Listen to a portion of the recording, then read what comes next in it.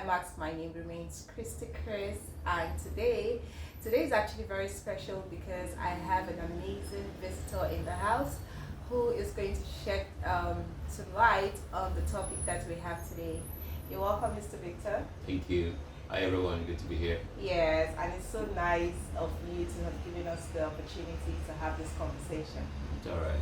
Okay, thank you. Okay, without wasting much of our time, let's just go straight to the topic. Today we want to talk about something very interesting, and we're talking about Gen Z. Gen Z. So I have been hearing Gen Z, Gen Z, Gen Z. So I'm curious, and that is why you're here, right? So please tell us, what exactly do you understand by that word Gen Z? Okay, so yeah, Gen Z means the latest generation, right? Generation Z. Okay, so we are not the latest. No, you're not. Sorry to bust your bubbles. Okay. But yeah, it's also a thing of the mind, right? Apart from the age category and all, it's also a thing of the mind. If you think you're a Gen Z and you want to conform to the Gen Z generation, that's who you are. Okay. Right? Yeah, the Gen Z class is classified or categorized with a number of features, a number of attributes, a number of behaviors we see around today. One, you talk about technology, Okay. right? Which is Yes, yes, that's a good one.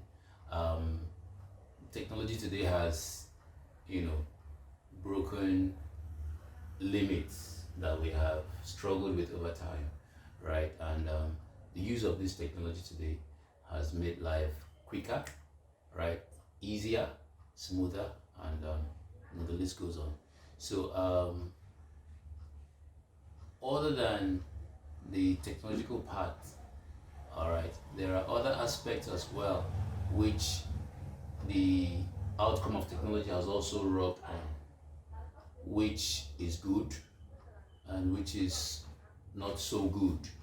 All Okay, right. I'm sorry to interrupt you here, but aside the technological part of this generation, Yes. are there other attributes that has to do with their characters and things that they do that we can easily identify with this generation? Certainly there are, but then we can still trace it back to technology, right? Because you look around you today, what do you see compared to 20 years ago, right? For instance, the use of cell phones. There's hardly a teenager you meet on the street today that doesn't not just have a cell phone, but is into the cell phone, right? Is doing something on the cell phone at almost every given time. They're busy with the cell phone. 10, 20 years ago, it wasn't like that. You could go for, could travel miles without even having a phone on you. Yeah, true. Right? You could send your mails and you wait a week to have it delivered. Absolutely. Right? So that transformation, has characterized this generation we call Gen Z.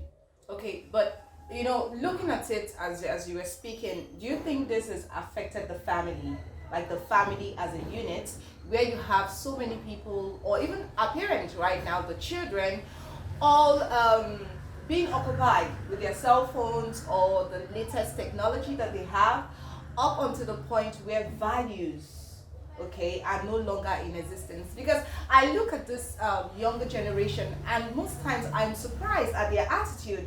They don't have values. They don't have they don't take things like integrity. They don't take loyalty. They don't take it seriously. To them, they don't understand it. So would you say that this technology that you just mentioned has somehow affected the values that parents are supposed to imbibe in children? Because this Gen Z generation gives this, I know of course it's not like a general thing, like it doesn't have to be generalized, but most of them, you actually realize that they don't have values. That is what I would say. Okay, so what would you want to say or add to what I just said now? Okay, so still about the effect of technology, but this time on the family. Yes. Right? So like I mentioned earlier, you hardly see a teenager out there now who doesn't have a phone, or not just have a phone but actually doing something on the phone. So now you look at let's say in a family setting now, a dad is talking to his son or his daughter. Prior to this time, you pay rapt attention to what your parents are saying, right? Even if you had things in your pocket or in your hands, you tend to put them down, look into your father's face, and hear whatever he has to say.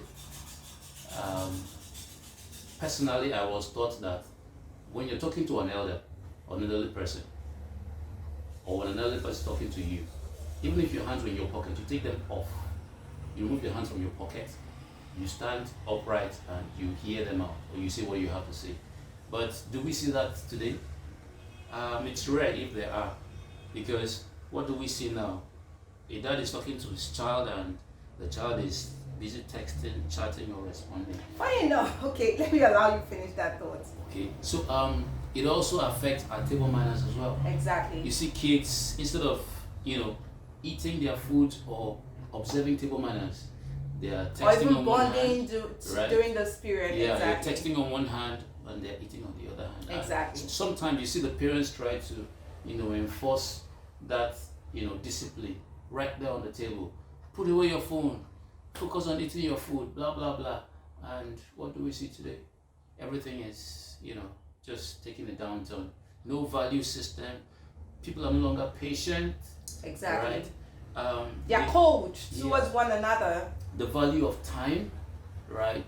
Time in terms of, you need time to grow, you need time to establish something, but because of the effect of technology, or the Gen Z as it were, everybody wants everything just at the start. Very fast. Yeah, Without right. that is the one that pisses me off. Like, nobody wants to do anything. Like, this younger generation, they only talk about money. They only talk about picking money from the floor. Nobody wants to give it time. Nobody wants to work towards actualizing it. Nobody is actually placing value to hard work, which for me is really very appalling.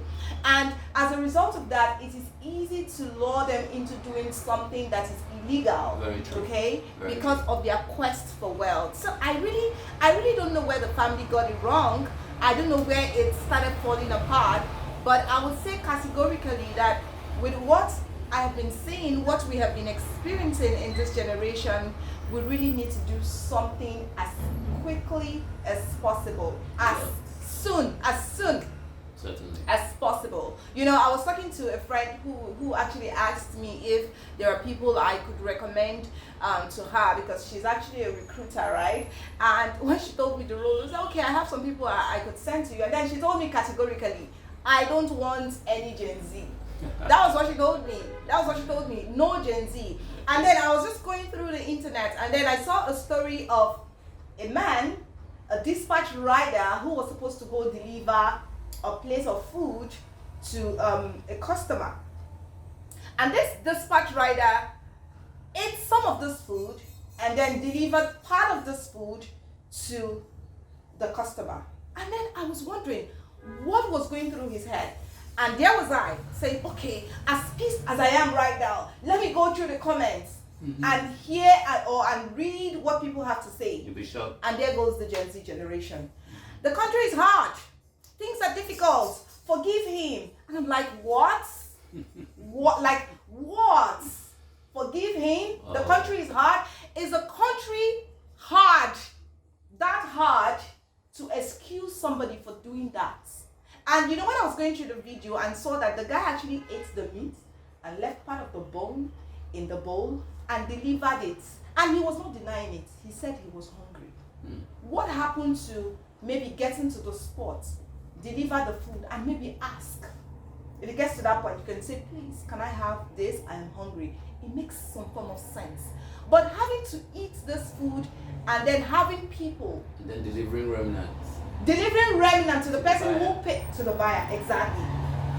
And having the younger generation say, hey, let him go, forgive him now, leave it to God, and I'm like, what is going on? Where did we get it wrong? Where did we get Leave it it to wrong? God, and they forgot that God is not a receiver of nonsense. It actually doesn't make sense to me. Okay. Okay, and that is actually why it is very important. It doesn't matter whether you are a parent, as long as you are in a form of leadership, any position of leadership, as an older person, in whatever category, as a human being, I would say, as a human being, if you see something wrong, I think it is high time we started speaking up.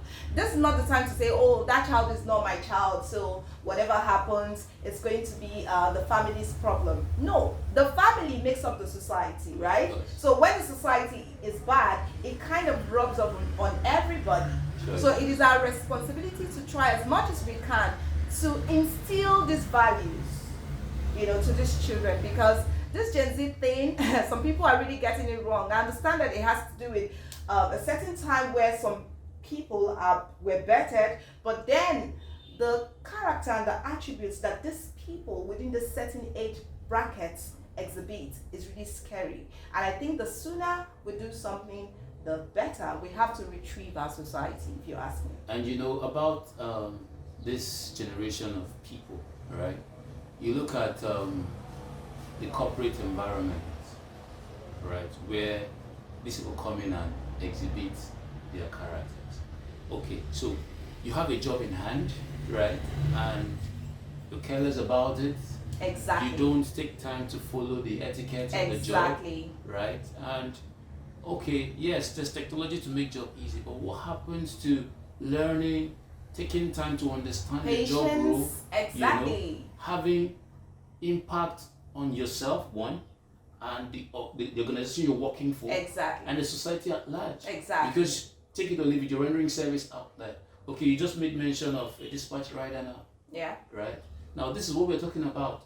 You don't take time to take in the necessary lessons. Exactly. How do you eat someone's food, the food you're meant to deliver? Exactly. And you have a reason. Exactly. Oh, come on. Exactly. No. So they don't believe in longevity, in giving value, in contributing. They just want it now. They call it sharp. They just want it ASAP. Okay, well, there's not much we can say on this, but we're just hoping that anyone listening to us, like we mentioned earlier, it doesn't matter in what category you fall in, you have the ability to make those changes, and the changes begins with you, and it begins now. Yeah. So with this, we're going to call it a wrap. Thank you again, Mr. Victor, for making it. Thank you. On today's episode of Climax. It was amazing having you here on set. I know you do a lot with young people, so I was really very excited to have you on set. So thank you so much for sharing your thoughts with us. Yes, thank you. So if you're watching, please do well to share this video, to like, and also subscribe to this channel. Until I come your way next time, I remain Christy Chris. Thank you for watching. Ciao.